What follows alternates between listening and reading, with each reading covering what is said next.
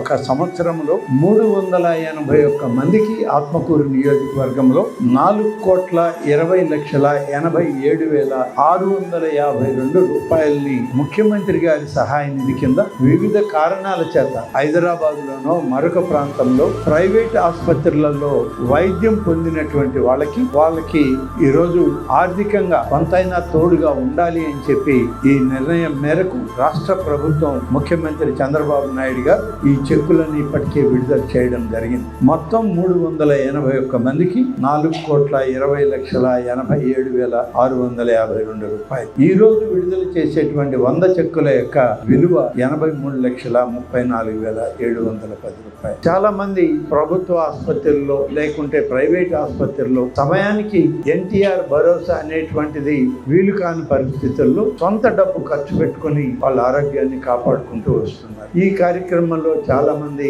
ఆర్థికంగా కొంత తక్కువ ఉన్నటువంటి వాళ్ళకి ఈ యొక్క ముఖ్యమంత్రి సహాయ నిధిని ఇవ్వడం అనేటువంటిది ఈరోజు తెలుగుదేశం ప్రభుత్వం వచ్చాక అమలు చేస్తుంది. ఆ విధంగా చేసినటువంటి ఈ కార్యక్రమంలో ఇన్ని వందల మందికి ఒక్క సంవత్సరంలోనే పూర్తి స్థాయిలో వాళ్ళకి నిధులు 100% అందించలేకపోయినా కొంత భాగమైనా ఇచ్చి వాళ్ళ కుటుంబాలను ఆదుకోవాలని చెప్పి చేసేటువంటి ఒక ప్రయత్నంలో ఇది దాదాపుగా ఇప్పటికీ 7-8 సార్లు ఈ యొక్క చెక్కుల పంపిణీ చేశాను.